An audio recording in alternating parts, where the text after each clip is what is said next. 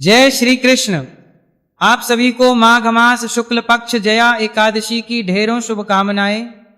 प्रिय दर्शकों, आज के इस वीडियो में हम बात करेंगे जया एकादशी के विषय में। माघ मास के शुक्ल पक्ष की जया एकादशी का व्रत आपको कब करना चाहिए, सूर्य के मुख से एकादशी कब है, ये जानकारी हमारी भारत के लिए, भारत के आसपास के देशों के लिए और साथ ही यूके, यूएसए, कनाडा आदि सभी देशों के लिए होगी कि वहां पर तिथि का योग क्या रहा है, व्रत आदि किस दिन करना चाहिए।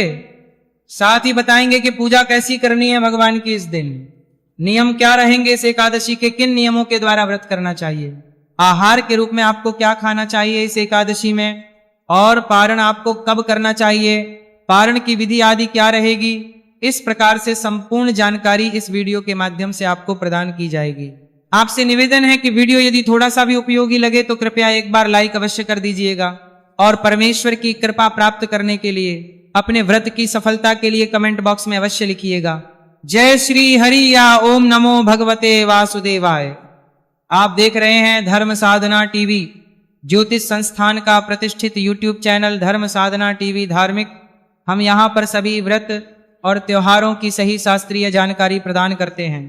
ज्योतिष शास्त्र और पंचांग के आधार पर आपको बताते हैं कौन सी तिथि कब है, व्रत आदि कब करना, क्या विधि है, क्या नियम है और क्या गलती नहीं करनी है।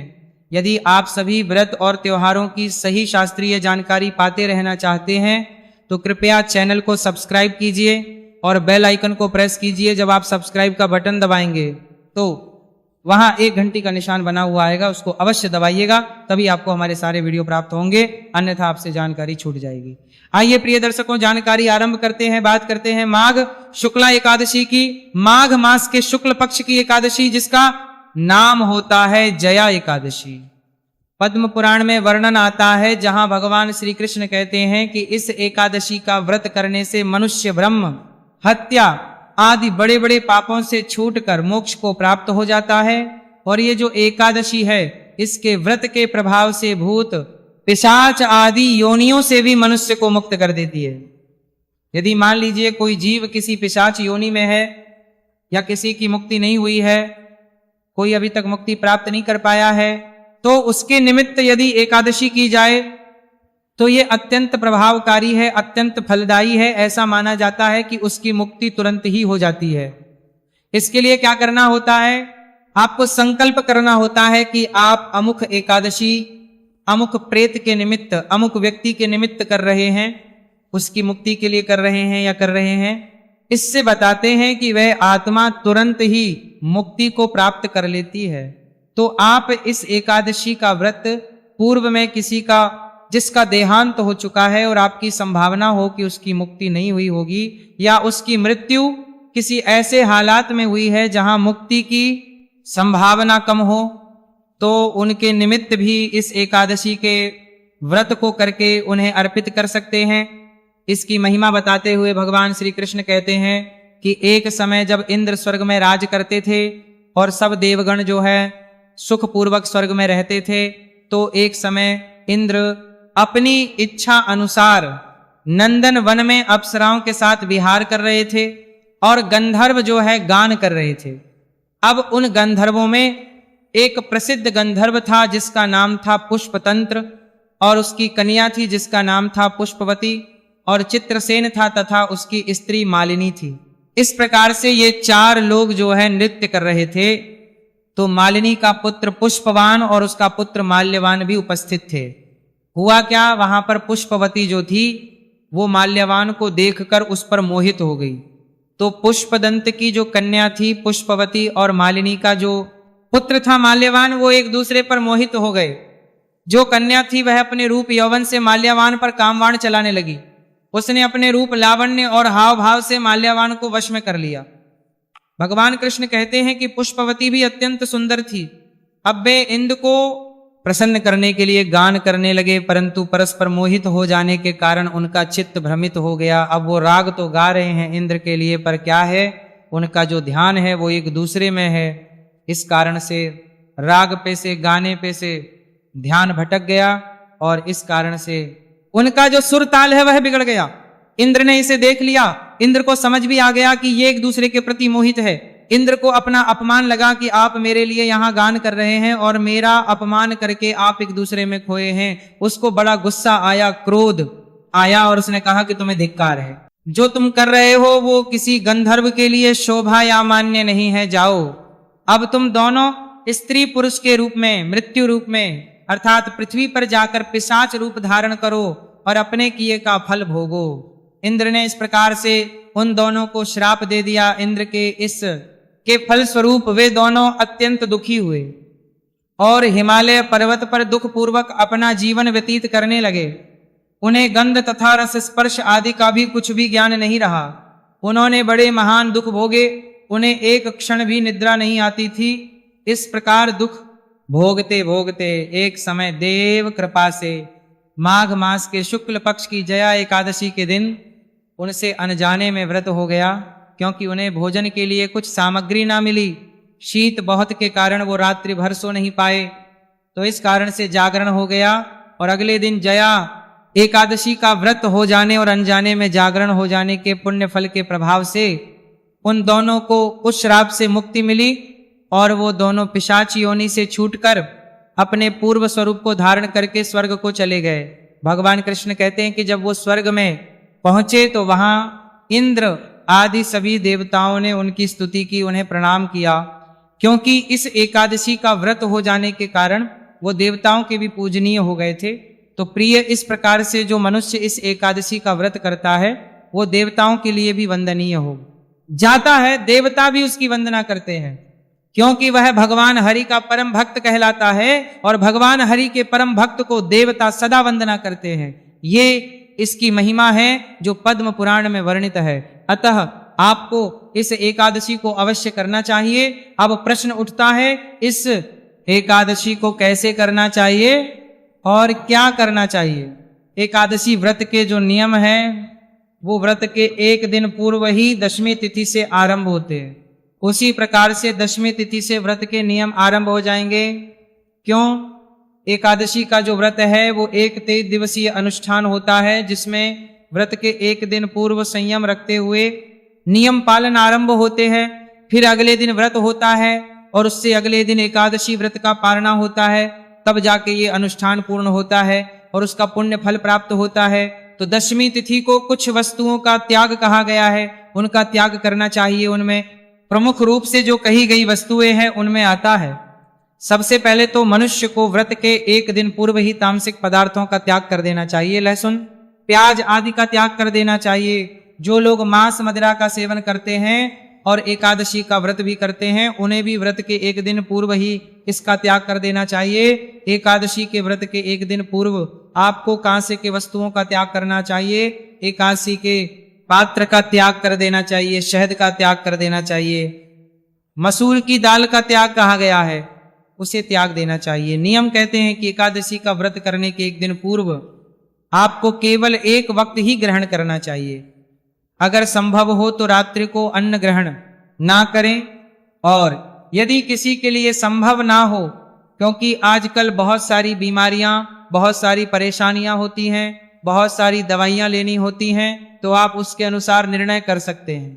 इस प्रकार से दशमी तिथि के नियम का पालन कीजिए। दशमी तिथि को ही आपने बाल आदि धो लेने चाहिए।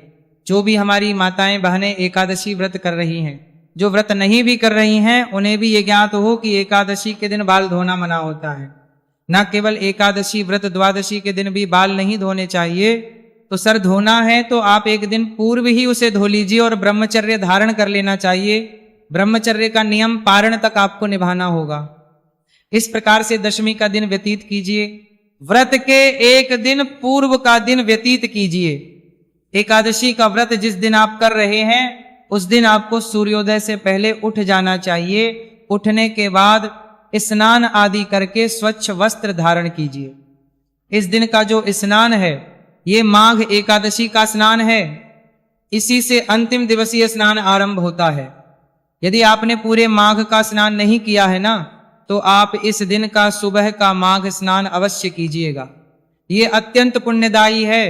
शास्त्र कहते हैं कि जो अंतिम 5 दिनों में माघ स्नान कर लेता है उसे संपूर्ण माघ नहाने का पुण्य फल प्राप्त होता है। पिछले दिनों कथा में भी इसका वर्णन आया था, और जब हम माघ मास महत्व में सुन रहे हैं वहाँ वर्णन आया था, और माघ की महिमा जहाँ बताई गई है पद्म पुराण में वहाँ भी इसका वर्णन आता है। तो आपको ये अंतिम 5 दिन अवश्य ही स्नान करने चाहिए।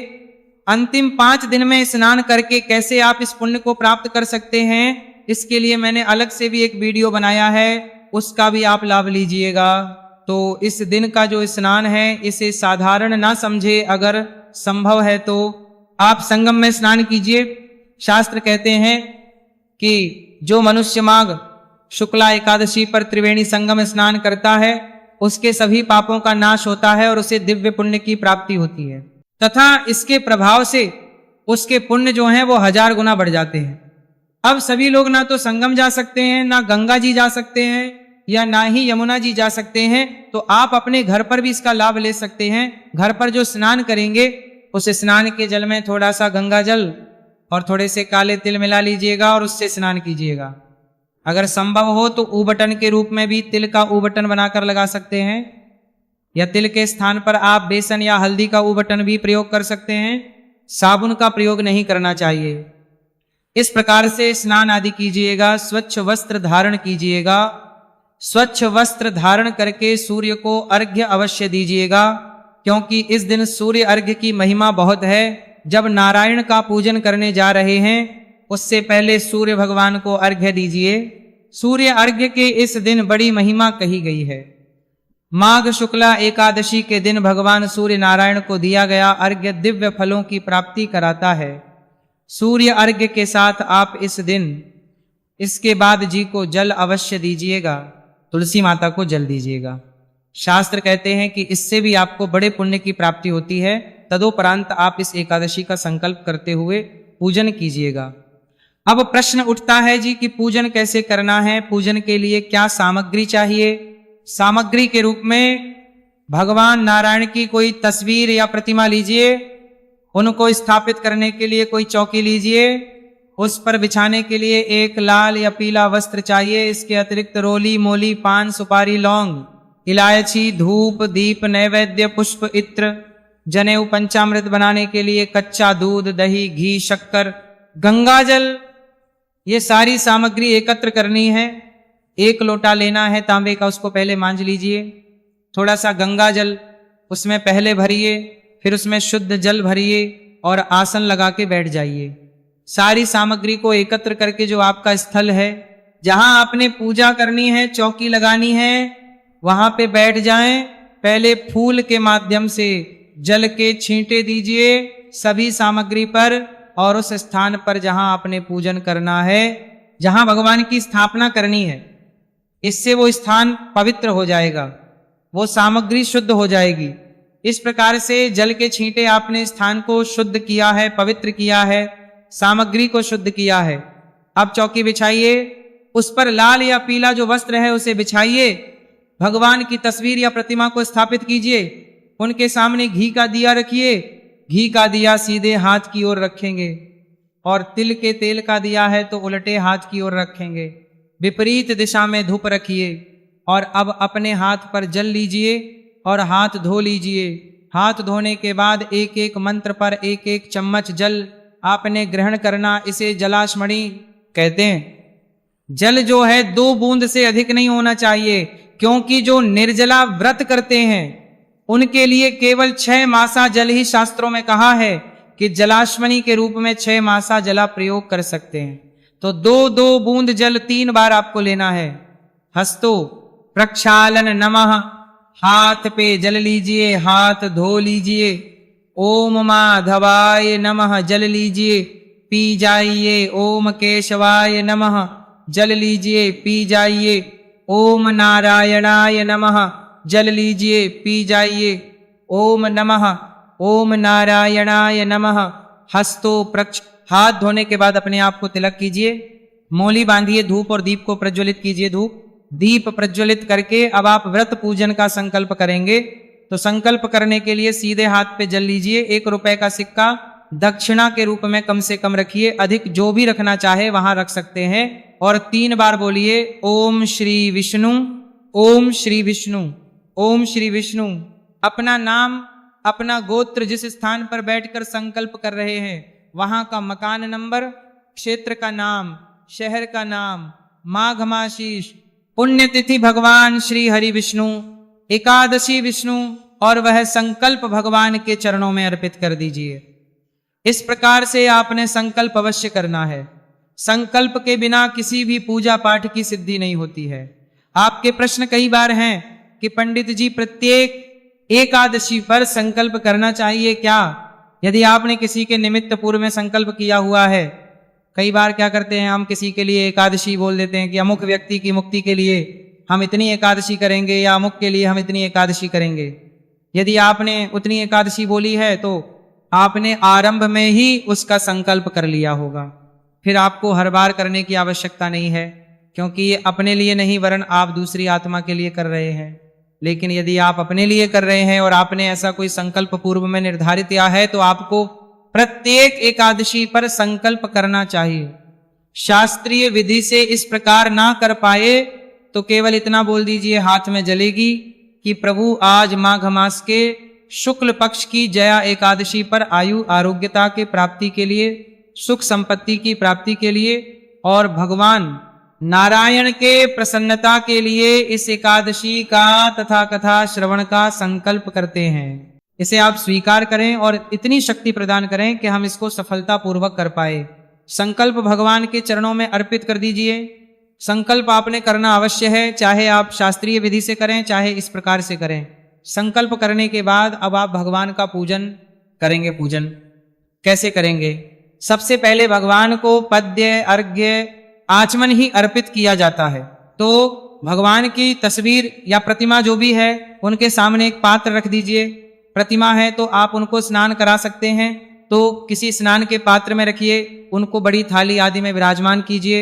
सबसे पद्य, अर्घ्य, आजमनी, तो 3 बार जल अर्पित कीजिएगा, आद्य के रूप में, फिर अर्घ्य के रूप में, फिर आजमनी के रूप में।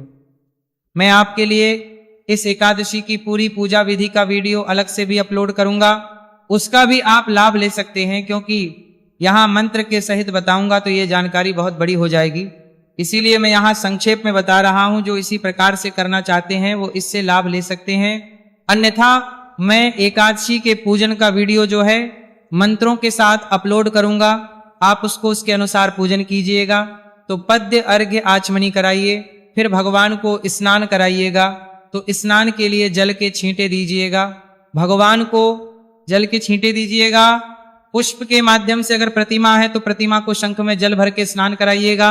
स्नान के बाद पंचामृत स्नान कराया जाता है। पंचामृत स्नान के लिए क्या करेंगे आप कि जो पंचामृत बनाइएगा, पंचामृत में शहद का प्रयोग नहीं होगा, ध्यान दीजिएगा। और पंचामृत को फूल पर लगा लीजिएगा, फूल पे लगा के और वह भगवान नारायण को अर्पित कीजिए, भगवान विष्णु को अर्पित कीजिए। जो प्रतिमा पर पूजन कर रहे हैं वो प्रेम से पंचामृत से फिर स्नान कराइएगा, पुनः शुद्ध जल से स्नान कराइए। तस्वीर है तो जल के छींटे दे दीजिए पुष्प के माध्यम से, और प्रतिमा है तो अच्छे से नहलाइए भगवान को। शुद्ध देवक स्नान कराने के बाद स्नान कराइए। गंध युक्त स्नान क्या होता है? आप जल में थोड़े से चंदन, लाल या सफेद चंदन मिला लीजिएगा और पुष्प डालिएगा और उसे स्नान कराइएगा। फिर भगवान को वस्त्र अर्पित कीजिए, वस्त्र के रूप में का टुकड़ा तोड़िएगा, वह अर्पित कीजिएगा। वस्त्र अर्पित करके भगवान को जनेऊ अर्पित कीजिएगा, जनेऊ को से तिलक कर लीजिएगा, फिर जनेऊ अर्पित कीजिएगा। जनेऊ अर्पित करने के बाद इत्र लगाएंगे, इत्र को फूल पर लगा लीजिए और अर्पित कीजिए भगवान को। इत्र अर्पित करके तदोपरांत भगवान को तिलक कीजिएगा, कुमकुम आदि से तिलक कीजिए, प्रेम से भगवान को तिलक करने के बाद पुष्प अर्पित कीजिए। फूलों की माला है आपके पास तो भगवान को माला पहनाइएगा। फिर धूप, ये दीप दिखाइए और नैवेद्य के रूप में अगर आपके पास कोई फल है तो फल अर्पित कीजिए भगवान को। फल नहीं है तो कोई मिठाई अर्पित कीजिएगा। तिल से बनी हुई मिठाई इस दिन अधिक उपयुक्त रहती है। खुश ना हो तो मिश्री अर्पित कर सकते हैं या बताशे अर्पित कर दीजिएगा। फिर आचमनी के रूप में 1 चम्मच जल सामने रखे पात्र में अर्पित कीजिएगा और फिर तांबुल अर्पित किया जाता है। तांबुल के रूप में पान का पत्ता लीजिए, उस पे 2 लौंग, 2 इलायची और 1 सुपारी रख दीजिए। पान बनाइए और वह भगवान को अर्पित कीजिए। शुभ दक्षिणाम, जो भी दक्षिणा आप अर्पित करना चाहते हैं भगवान को, वह दक्षिणा लीजिए। दक्षिणा भगवान को चढ़ाइए, हाथ जोड़ के नमस्कार कीजिए, प्रभु से प्रार्थना कीजिए कि प्रभु इस पूजा को स्वीकार कीजिए, इस दक्षिणा को स्वीकार कीजिए। और फिर आप कथा सुनिए। एकादशी की कथा आपने सुननी है। एकादशी की कथा के साथ विष्णु शास्त्र नाम का श्रवण करना है और फिर आरती करनी है। आपकी सुविधा के लिए मैं एकादशी की कथा और विष्णु शास्त्र नाम दोनों एक ही वीडियो में रिकॉर्ड करके अपलोड करता हूं। साथ में आरती भी होती है। इससे लाभ ये होता है कि आपको कहीं उधर कुछ और ढूंढना नहीं पड़ता, एक ही साथ आपको कथा भी मिल जाती है, विष्णु शास्त्र नाम भी और आरती भी। अगर आप इसका लाभ लेना चाहते हैं और चैनल पर नए हैं तो जुड़ जाइए, चैनल के साथ सब्सक्राइब कीजिए चैनल को, तो कथा सुनिए, आरती कीजिए, नियमों के अनुसार दिन को व्यतीत कीजिए। नियमों में ध्यान रखिएगा कि शुद्ध शांत चित्त रहते हुए, किसी का अहित ना करते हुए, भगवान नारायण का ध्यान करते हुए दिन को व्यतीत कीजिए। सायंकाल को कीर्तन की बड़ी महिमा है तो कीर्तन कीजिएगा। आसपास कीर्तन होता हो तो वहां जाए, अन्यथा हम आपके लिए एक वीडियो अपलोड करते हैं जिसमें वो सभी स्तोत्र और पाठ होते हैं जो कीर्तन का फल प्राप्ति कराते हैं। भगवान नारायण कहते हैं पद्म पुराण में कि यदि मनुष्य कीर्तन गा के कर सके, गा के करे, नित्य करके कर सके, नित्य करके करे। अगर आप ये नहीं कर सकते तो पुराण और कथा स्तोत्र के द्वारा भी आप कीर्तन का फल पा सकते हैं। तो वो जो पुराण और स्रोत कहे गए हैं, आप उस वीडियो को सुन लीजिएगा, उससे आपको कीर्तन का फल प्राप्त होता है। रात्रिकाल को जागरण की महिमा कही गई है तो जागरण कीजिए, अधिक नहीं तो 2 बजे तक तो जागरण कीजिए ही कीजिए। उसमें भी ऐसा नहीं कि आप टीवी देख के समय व्यतीत करें। जागरण का अभिप्राय है कि आपको भगवान के वही स्तोत्र पाठ आदि सुनने चाहिए या मंत्र जप करना चाहिए, तो वह वीडियो आपके लिए उपयोगी रहेगा। आहार की बात करते हैं तो इसमें आहार के रूप में केवल फल आहार ही लेना चाहिए और साथ में दूध ले सकते हैं। अन्न तो पूर्ण रूप से वर्जित होता ही है, परंतु ये सिंघाड़ा भी अगर ना खाएं तो उत्तम है। परंतु यदि आपका काम नहीं चले इनके बिना तो आप खा सकते हैं। शास्त्र कहते हैं कि आप जितना कम खाएंगे या जितना अधिक खाएंगे उसी के अनुसार एकादशी का फल निर्धारित होता है। तो ऐसा नहीं कि सुबह भी खा लिया फल, दोपहर को भी खा लिया, फिर शाम को खा ली। केवल एक वक्त सायंकाल को ही आपको खाना चाहिए। अगले दिन सूर्योदय से पहले पारण के लिए उठ जाइए। पारण का नियम कहता है कि पारण जो है व्रत के अगले दिन सूर्योदय के बाद, और यदि द्वादशी तिथि है तो हरिवासन का समय निकल जाने के बाद किया जाना चाहिए। पारण की संपूर्ण जानकारी के लिए मैं अलग से वीडियो अपलोड करूंगा, उसका लाभ लीजिएगा। अब बात करते हैं कि ये एकादशी है कब और इस दिन भद्रा रहेगी या नहीं रहेगी। प्रिय दर्शकों, माघ मास के शुक्ल पक्ष की एकादशी तिथि 28 जनवरी को शाम को 4:35 पर आरंभ हो जाएगी और इसका समापन होगा 29 जनवरी को 1:55 पर। ऐसे में 29 जनवरी को उदया तिथि मान के अनुसार एकादशी है और द्वादशी भी इसमें आ जाएगी तो श्रेष्ठ व्रत रहेगा। 29 तारीख को ही आपने व्रत करना है, 28 को भूल के भी ना कीजिएगा। अब बात करें कि ये व्रत बाकी देशों में तो मैं आपको बताऊं, यूएसए में भी, यूके में भी और कनाडा में भी, यूएई में भी, सभी जगह पर व्रत इस बार 29 को ही बन रहा है और 29 को ही आपको व्रत करना चाहिए और 30 को व्रत का पालन करना चाहिए इस दिन के बाद। और पारण के बाद आपको कुछ दान दक्षिणा अवश्य देनी चाहिए। इसके विषय में तुलसीदास जी ने लिखा है कि तुलसी पंछी के पिए घटे, ना सरेता नीर दान दिए, ना धन घटे जो सहाय रघुवीर। तो दान देने से धन कभी घटता नहीं है। तो मनुष्य को एकादशी के दिन जितना हो सके दान करना चाहिए। इस प्रकार से आप ये व्रत कीजिएगा, ईश्वर अवश्य ही आप पर कृपा करेंगे, आपका व्रत सफल होगा। कुछ और जानकारी रह गई हो, पूछना चाहे तो कमेंट बॉक्स में लिख के भी आप पूछ सकते। पूजा के लिए सूर्योदय से और प्रथम 1.5 घंटे का समय उत्तम रहेगा। भगवान सब पर कृपा करें। हरे कृष्ण।